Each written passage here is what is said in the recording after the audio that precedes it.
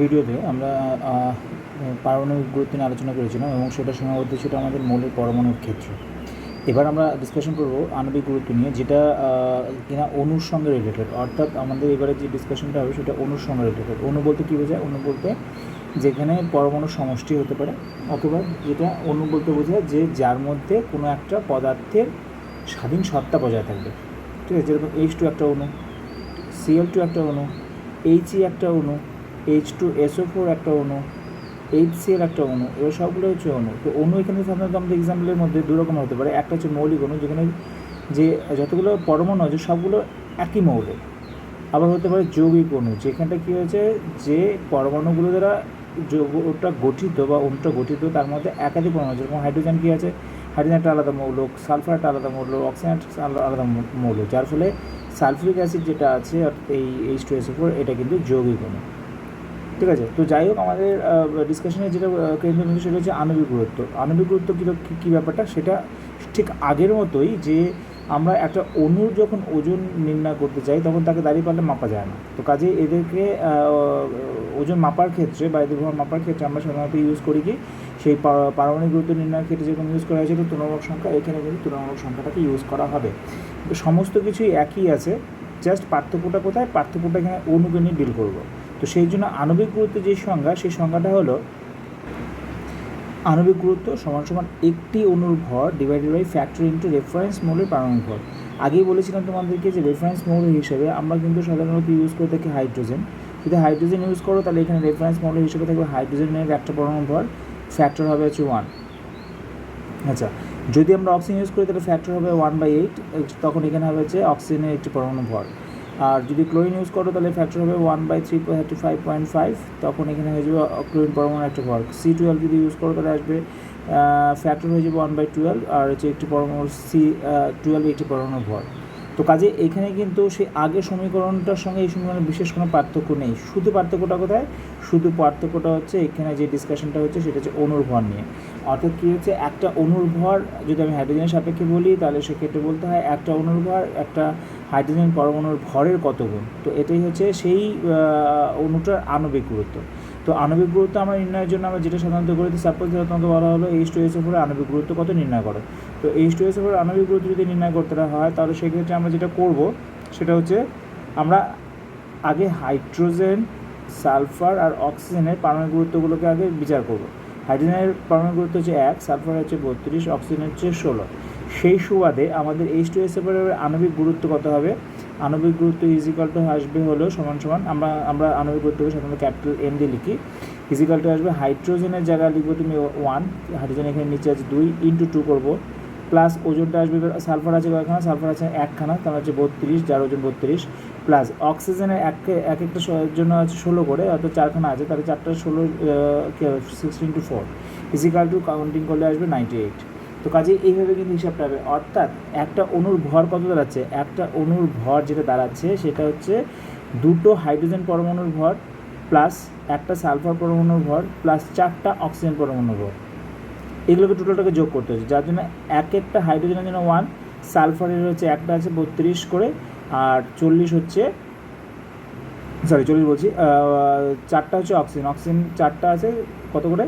16 করে। এই টোটাল যোগ করলে আসবে 98। এবার ঘটনা হচ্ছে 98 কি তাহলে ওর ওজন? না, 98 কিন্তু ওজন নয়, মাথায় রাখতে হবে 98 এর ইউ হচ্ছে ওই পরমাণুর ওজন, অণুর ওজন। এখানে যেহেতু অণুর ডিসকাশন হচ্ছে আণবিক গুরুত্ব, সেই জন্য ওই অণুটার ওজন হচ্ছে 98 AMU। ঠিক আছে, তো অ্যাকচুয়ালি ভর কত? সে আগের মতো AMU এর জায়গায় বসবে 1.66 × 10⁻24 গ্রাম। ঠিক আছে, এই যে সংখ্যাটা এটা তুলনামূলক সংখ্যা, এই সংখ্যাটাকে বলা হচ্ছে আণবিক গুরুত্ব। একই রকমভাবে তোমাকে যদি বলা হয় H2O আণবিক গুরুত্ব কত? M for H2O is equal to কী আসবে? একটা হাইড্রোজেন, দুখানা হাইড্রোজেন আছে, মানে hydrogen into 2 plus oxygen into 1, অর্থাৎ অক্সিজেন আছে 16 করে, সুতরাং এটা হচ্ছে 18। ঠিক আছে, তবে এক্ষেত্রে একটা কথা বলছি যে এখানে যদি টোটাল সিস্টেমটার মোট ওজন 18 হয় তাহলে সেক্ষেত্রে হাইড্রোজেন কিন্তু তার মধ্যে থাকবে 2 গ্রাম এবং অক্সিজেন থাকবে কিন্তু 16 গ্রাম। এটা আবার কত কিন্তু ঠিক আছে, যেহেতু আমি এটা অনুপাতের হিসেবে বিচার করছি সেই জন্য আমি এটা বলতে পারি যে জলের ওজন যদি 18 গ্রাম হয় তার মধ্যে হাইড্রোজেনের মোট ওজন হবে 2 গ্রাম, অক্সিজেনের মোট ওজন হবে 16 গ্রাম। ঠিক আছে, অর্থাৎ মোট ওজনের সাপেক্ষে মোট ওজন যদি 18 গ্রাম হয় তাহলে অক্সিজেনের এখানে পরিমাণ থাকবে হচ্ছে 16 গ্রাম এবং হাইড্রোজেনের পরিমাণ থাকবে এখানে কিন্তু 2 গ্রাম। ঠিক আছে, ঠিক একই রকমভাবে H2SO4 যেটা আমাদের আণবিক গুরুত্ব এসেছিল কত 98, তাহলে 98 গ্রামের মধ্যে যদি H2SO4 হিসাব করো তাহলে হাইড্রোজেন আছে 2 × 1 অর্থাৎ 2 গ্রামের হাইড্রোজেন আছে, সালফার আছে হচ্ছে 32 গ্রামের, অক্সিজেন কিন্তু আছে 16 × 4 অর্থাৎ 464 গ্রাম কিন্তু এখানে অক্সিজেন আছে। যদি আমি 98 গ্রাম ধরে নিই, ওর আণবিক গুরুত্ব যত তত গ্রামকে যদি ধরে নিই যে সেটাই ওর ওজন, তাহলে পরে তাই আসে। অ্যাকচুয়ালি গ্রাম বলো বলো এগুলো সব কিছু কী হচ্ছে ইউনিটের হিসাব। এবার ইউনিটটাকে তুমি গ্রামে ধরতে পারো, ইউনিটটাকে তুমি এমনি ধরতে পারো, কাজে তুমি যদি কোনো সময় অনুপাত করো সেই গ্রাম আর এম যাই নাও আলটিমেটলি কাটাই চলে যাবে। তো যাই হোক, এক্ষেত্রে শুধু এতটুকু তোমাদের মাথায় রাখতে হচ্ছে যে এটাকে তুমি যদি গ্রামে প্রকাশ করো তাহলে এগুলো বাকিগুলো কিন্তু গ্রামে আসবে। ঠিক আছে, আর যদি সেটা এক্স্যাক্টলি এএমইউ প্রকাশ করে এক্স্যাক্ট ভর দিয়ে প্রকাশ করতে চাও তাহলে সেখানে 98 এএমইউ আসবে, তার মধ্যে 32 এএমইউ হবে হচ্ছে ওই সালফারের, 2 এএমইউ হবে হচ্ছে হাইড্রোজেনের, আর 464 এএমইউ হবে হচ্ছে ফর অক্সিজেনের ক্ষেত্রে, মানে এখানে অক্সিজেন থাকবে। ঠিক আছে, এই হচ্ছে আমাদের আণবিক গুরুত্ব। এবার আমি আসবো হচ্ছে সবচেয়ে ইম্পর্টেন্ট জায়গা, যেটা হচ্ছে মোল। মোল কাকে বলে? মোল হচ্ছে মাথায় রাখতে হবে, মোল হলো একটা পরিমাণকে বোঝায়। মোল হচ্ছে একটা পরিমাণকে বোঝায়, পরিমাণ মানে মোলটা হলো পরিমাণের একক। ঠিক আছে, এবার কি পরিমাণকে বোঝাচ্ছে? যে পরিমাণটাকে বোঝাচ্ছে, ধরে নাও সাপোজ কিছু একটা পরিমাণ, এই হচ্ছে পরিমাণটা, সেটা এই পরিমাণটাকে বোঝাচ্ছে, তাহলে এই পরিমাণটা মানে কত পরিমাণ, তাই সেটা হয়তো আমাকে এক্স্যাক্টলি বলতে হবে।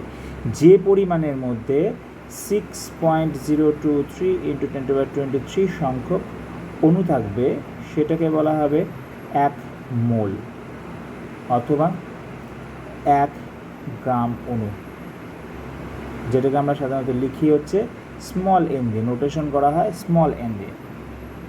ঠিক আছে, তো আমরা বলছি মোল কাকে, তাহলে বলছি মোলের সংজ্ঞা কী দিচ্ছি, যে পরিমাণ কোনো পদার্থের মধ্যে 6.023 × 10⁻23 সংখ্যক অণু আছে। এই যে 6.023 × 10⁻23 সংখ্যক অণু, এই যে সংখ্যাটা, এই সংখ্যাটাকে বলা হয় হচ্ছে অ্যাভোগাড্রো সংখ্যা। এটা একটু মাথায় রাখতে হবে। এই সংখ্যাটাকে আমরা বলছি কি, এই সংখ্যাটাকে আমরা বলছি হচ্ছে অ্যাভোগাড্রো সংখ্যা। ঠিক আছে, এই সংখ্যাটার নাম হচ্ছে অ্যাভোগাড্রো সংখ্যা। তো যাই হোক, এই অ্যাভোগাড্রো সংখ্যা মানে এই পরিমাণ সংখ্যাটা যতখানি পরিমাণ থাকবে সেটাই হচ্ছে আমাদের 1 গ্রাম অণু। আবার মাথায় রাখতে হবে এর এই যে এতটুকু পরিমাণটা যে নিয়েছি, এটা তো নির্দিষ্ট একটা ভর থাকবে, সেই ভরটা কত, সেই ভরটা হচ্ছে ওর যে আণবিক গুরুত্ব তত গ্রাম, অর্থাৎ এম গ্রাম। ঠিক আছে, এই যে যার আমি পরিমাণটা, যে পদার্থটা আমি 1 মোল নিয়েছি, সেই পদার্থটা যেটা আণবিক গুরুত্ব সেটাই হচ্ছে ওর ওজন বা ভর। সুতরাং আমরা বলতে পারি যে যেটা ওর আণবিক গুরুত্ব তত গ্রাম পদার্থ না মানে হচ্ছে 1 মোল। ঠিক আছে, তো অন্য একটা এক্সাম্পল দিয়ে বলি। সাপোজ ধরো তোমার কাছে আছে অক্সিজেন। অক্সিজেন মানে কত, এম = অক্সিজেন জন্য হচ্ছে 16.32। সুতরাং তুমি যদি 32 গ্রাম অক্সিজেন নাও সেটা হবে 1 মোল অক্সিজেন। ঠিক আছে, 32 গ্রাম তুমি যদি অক্সিজেন নাও তার মানে হচ্ছে 1 মোল অক্সিজেন। এইভাবে হিসাবটা হবে। এই হিসাবগুলো মনে রাখাটা এইভাবে মনে রাখা একটু কমপ্লিকেটেড, আমি তোমাকে সমীকরণ খানিকক্ষণ বাদে দিচ্ছি। আবার এই যে পদার্থটা আছে, এই পদার্থটা একটা আয়তনও থাকবে। যদি এটা গ্যাস হয় তাহলে সেক্ষেত্রে মাথায় রাখবে এই পরিমাণ পদার্থের আয়তন হচ্ছে 22.4 লিটার, যেটা বলা হয় মোলার আয়তন বা 22,400 সিসি। এটাকে বলা হচ্ছে মোলার আয়তন, 1 মোলার আয়তন, এবং সেটা কিন্তু এনটিপিতে এর আয়তন হচ্ছে 22.4 লিটার। ঠিক আছে, এটা হচ্ছে মোল। এবার ঘটনা হলো এত কিছু তো আমরা এইভাবে মনে রাখতে পারবো না, স্পষ্ট কথা। এখানে কয়েকটা টার্ম আমাকে জাস্ট মনে রাখতে হবে। ঠিক আছে, টার্মগুলো কী কী মনে রাখার মতো? 1 নম্বর টার্ম, একটি পদার্থের আণবিক ভর যত হয় তত গ্রাম ওই পদার্থকে বলা হয় 1 মোল। অর্থাৎ পদার্থটা তুমি আণবিক গুরুত্ব নির্ণয় করবে যেটা, সেটাই হচ্ছে ওর ওই তত গ্রাম পদার্থ যদি নাও তাহলে সেটা হচ্ছে ওর কি 1 মোল।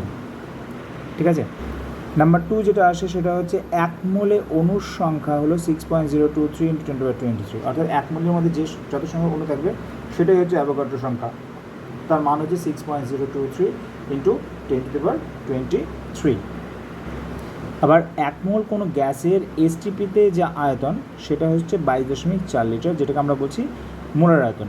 এই 3টে টপিকের উপরে বেস করে আমাদের বেশ 4খানা সমীকরণ হয়। সেই সমীকরণগুলোকে তোমাকে মাথায় রাখতে হবে। সমীকরণ নাম্বার 1, n = W/n, যেখানে nটা কি, n মানে হচ্ছে মোল সংখ্যা বা গ্রাম মোল সংখ্যা, ঠিক আছে। W কি, W হচ্ছে একটা পদার্থ দেওয়া হবে, তাতে ভর তো থাকবে নিশ্চয়ই কিছু, সেই ভরটা, তাও কিন্তু সেটা কিন্তু গ্রাম ইউনিটের।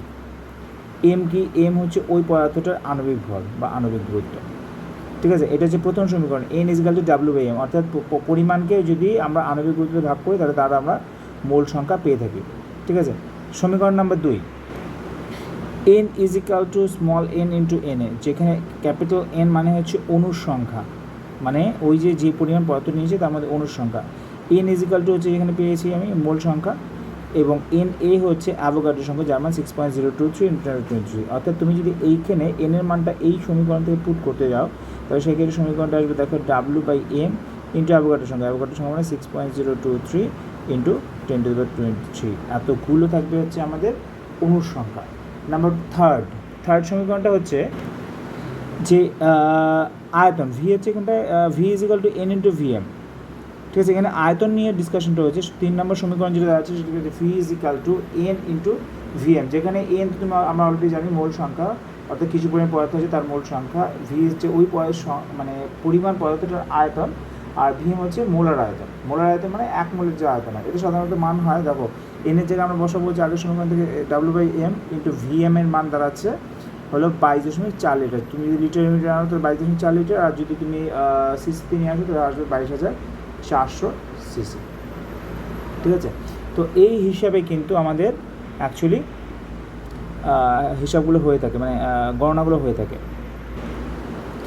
তো এইভাবে আমাদের গণনাগুলো এই সমীকরণ থেকে হয়ে থাকে। এক্ষেত্রে একটা কথা একটু বলে রাখা ভালো, যে আমি যদি এই সমীকরণের সঙ্গে, মানে এই লাস্টের সমীকরণের সঙ্গে আগের সমীকরণটা ইউজ করি, তাহলে এইখানে থেকেও কিন্তু আমরা n এর ভ্যালুটা বসাতে পারি। অর্থাৎ তুমি এই যে n এর জায়গায় কিন্তু বসাতে পারো n/n, কারণ এই যে এইখানে যে সমীকরণটা আছে এই সমীকরণ থেকে n = কত আসে, n/n আসে। তো কাজে আমি কিন্তু এই জায়গাটা n এর জায়গায় n/n কিন্তু বসাতে পারি, অর্থাৎ n/na ইন্টু লিখতে পারি কিন্তু Vm, ঠিক আছে। এটাও কিন্তু একটা সমীকরণ হতে পারে। তো কাজে এটাও কিন্তু মাথায় রাখবো, আমি দুটো সমীকরণ একসঙ্গে পাঞ্চিং করেছি, ঠিক আছে।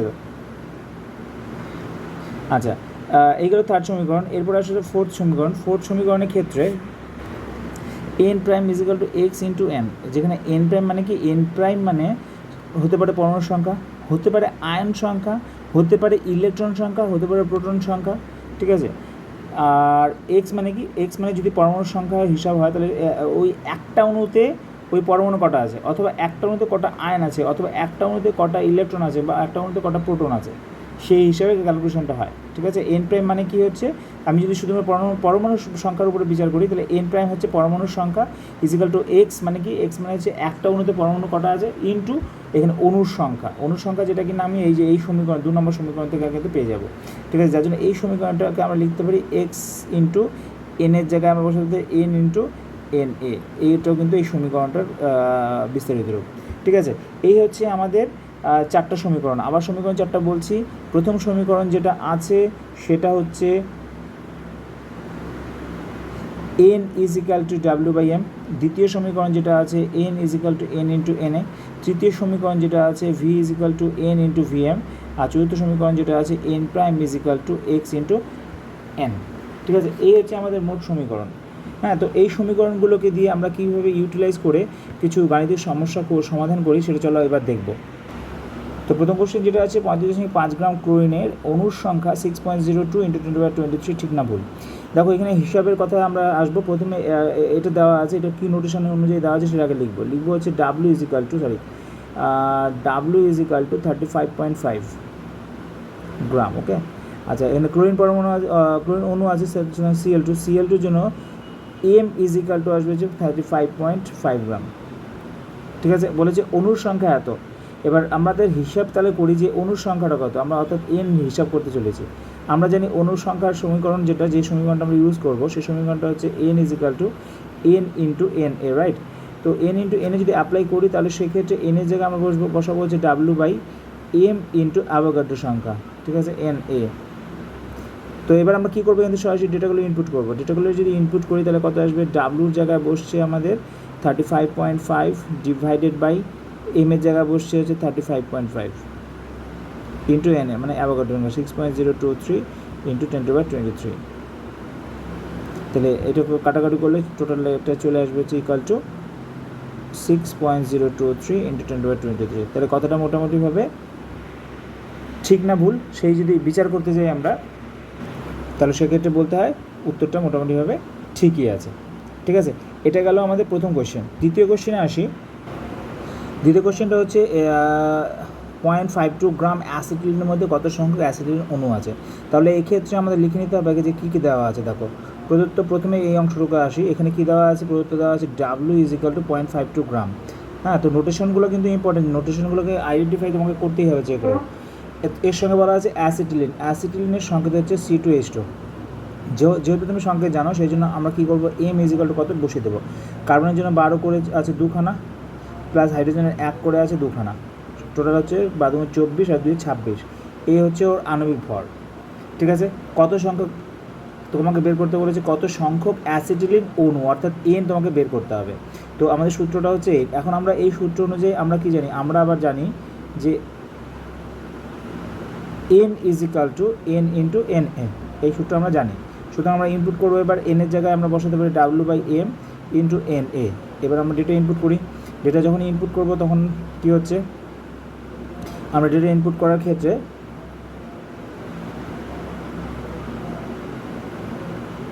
যেটা করব সেটা ডাব্লুর জায়গায় বসিয়ে দেবো এবার কত, 0.52 ডিভাইডেড বাই 26 ইন্টু 6.023 ইন্টু 10^23। ঠিক আছে, এটাকেই যদি আমরা কাটাকাটি করি তাহলে সেক্ষেত্রে এটার মান আসবে 1.2046 ইন্টু 10^22। সুতরাং এর মধ্যে অ্যাসিটিলিন অণুর সংখ্যা দাঁড়াচ্ছে কত, 1.2046। এই গেল আমার কোশ্চেন নাম্বার 2। এরপর আসো কোশ্চেন নাম্বার থার্ড কোশ্চেনে।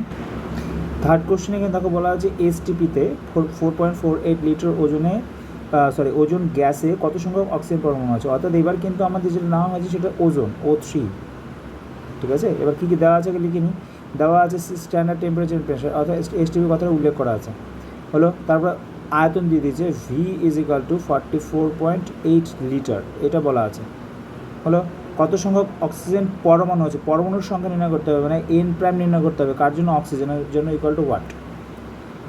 ওকে, তো একেবারে এইবারেতে আমাদের যেটা করতে হচ্ছে, এখানে ভি দেওয়া আছে, এন প্রাইম দেওয়া আছে। এবার আমাদের ভি আর এন প্রাইমের মধ্যে সম্পর্ক খুঁজতে হবে। এবার আমাদের ভি এর সমীকরণ থেকে আমরা জানি V is equal to N into V M.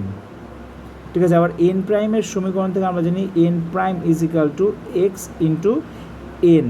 আবার এন এর জায়গায় আমরা বসাতে পারি X into N into N A. ঠিক আছে, তো দেখো এখানে বোধ কেসে এন কিন্তু একই, স্মল এনটা কিন্তু একই আছে। তার মানে আমি এই সমীকরণে ট্যালি করার চেষ্টা করি। চলো, সুতরাং সমীকরণ নাম্বার 1 আর এখান থেকে হচ্ছে সমীকরণ নাম্বার 2। আমরা একটা কাজ করি, 1 ডিভাইডেড বাই 2 করি। যদি আমরা করি তাহলে পাচ্ছি যে V prime N O prime is equal to কত আসবে, N into V M divided by X into N Avogadro সংখ্যা। ঠিক আছে, এখানে এন বাদ চলে যাচ্ছে। এবার আমরা ইনপুট করব ডেটা। ভি এর মান দেওয়া আছে 44.8 ডিভাইডেড বাই N0 প্রাইম আমাকে নির্ণয় করতে হবে, ইজ ইকাল টু ভি আমরা জানি 22.4 লিটার। কেন লিটারে বের করলাম, কারণ এখানে লিটারে দেওয়া আছে। এক্স এর মান, এবার ওজন যে অণুটা আছে সেই ওজন পরমাণুর একটা অণুতে এক্স ইজ ইকাল টু 3, অর্থাৎ 3টে পরমাণু আছে। সুতরাং এক্সের জায়গায় কিন্তু আমার এখানে 3 বসবে। আমরা এখানে লিখবো X is equal to 3 into Avogadro সংখ্যা মানে 6.023 ইন্টু 10^23। সুতরাং এখান থেকে N prime O is equal to আসবে কত, এন প্রাইম ও যদি আমরা ইকুয়েট করি তাহলে আসবে 3.61 ইন্টু 10^24। ঠিক আছে, এটা গেল আমাদের 3 নাম্বার কোশ্চেন। এরপরে 4 নাম্বার কোশ্চেনে কী আছে দেখো। 4 নাম্বার কোশ্চেনটা যেটা বলেছে সেটা হচ্ছে এসটিপিতে এত গ্রাম কার্বন ডাইঅক্সাইডের কত সংখ্যক অক্সিজেন পরমাণু আছে। তার মানে আবার সেই অক্সিজেন পরমাণুর হিসাবটা আসবে। সুতরাং আমাদের ভি ইজ ইকাল টু দিয়ে দেওয়া আছে 11.2 লিটার। ঠিক আছে। তার মধ্যে বলে দিয়েছে কার্বন ডাইঅক্সাইড। আচ্ছা, কার্বন ডাইঅক্সাইডের জন্য এম ইজ ইকাল টু 12 যোগ অক্সিজেন হচ্ছে 16 গুণন 2 অর্থাৎ 44 দেওয়া আছে। হলো,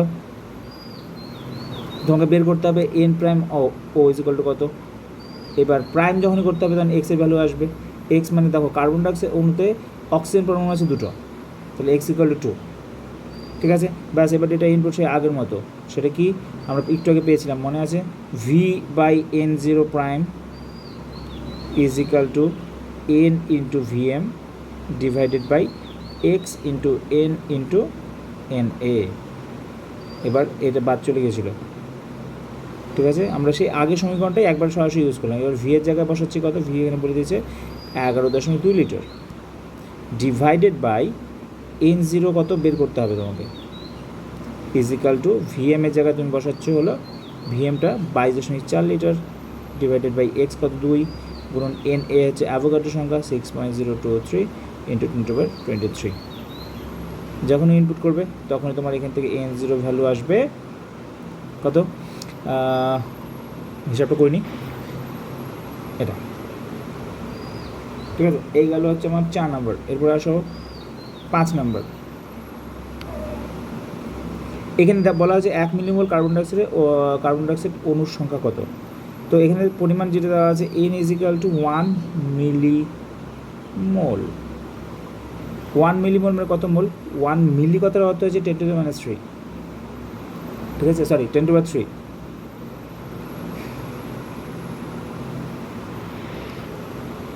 মিলি কথার অর্থ হচ্ছে, মিলি সবসময় মাথায় রাখতে হবে তোমাকে, মিলি মানে 10⁻³ সুতরাং 1 মিলিমোল পড়েছে মানে 1 এর জায়গাতে 1 মিলির জায়গায় বসবে 10⁻³ আর মোল তো মোলই। ঠিক আছে, আমাদের সবসময় হিসাবটা মোলের হিসাবে আসে। তো এবার তোমাকে বলেছি যে 1 মিলিমোল কার্বন ডাইঅক্সাইড অণুর সংখ্যা কত। এখন অণুর সংখ্যা নির্ণয় যেটা সূত্র সেটা হচ্ছে N is equal to N into Avogadro সংখ্যা। তুমি জাস্ট এখানে 10⁻³ বসাও, ইন্টু এন এর জায়গায় বসাবো হচ্ছে 6.023 ইন্টু 10⁻23 করলে কাটাকাটি করলে পরে তোমার আসবে হচ্ছে 6.023 ইন্টু 10⁻, এখানে 3টা বাদ গেলে হচ্ছে 20 20।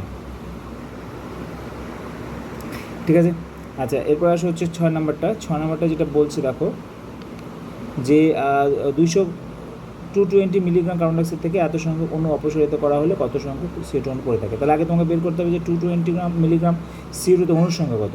তাহলে এখানে W ইকুয়াল টু দিয়ে দেওয়া আছে 220 mg। এবার আমাদের হিসাব তো গ্রামে হয়, তার হচ্ছে 220 ইন্টু মিলিগ্রাম, এম এর জায়গায় বসবে হচ্ছে 10⁻³, তো সেটা গ্রামে পরিণত হলো।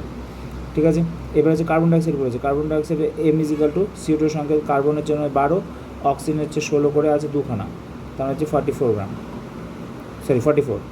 হ্যালো, এবার ডাব্লিউ পেলাম, এম পেলাম, তাহলে অণুর সংখ্যা হিসাব হবে। এবার অণুর সংখ্যা এন ইজ ইকাল টু কী আসছে, N is equal to small N into N A.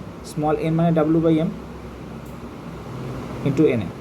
এবার ডাব্লিউ বাই এম মানে কত, ডাব্লিউ বাই এম মানে হচ্ছে 220 ইন্টু 10⁻³ ডিভাইডেড বাই এম মানে হচ্ছে 44 ইন্টু অ্যাভোগাড্রো সংখ্যা মানে 6.023 ইন্টু 10⁻23। ঠিক আছে, তো এটা ইকুয়েট করলে আসবে 3.011 ইন্টু 10⁻21 এতগুলো আছে। এবার এখান থেকে অপসারিত হয়ে যাচ্ছে কতখানি, এখান থেকে আমাদের অপসারিত হয়ে যাচ্ছে 10⁻21 সংখ্যক অণু। সুতরাং অবশিষ্ট অণু সংখ্যা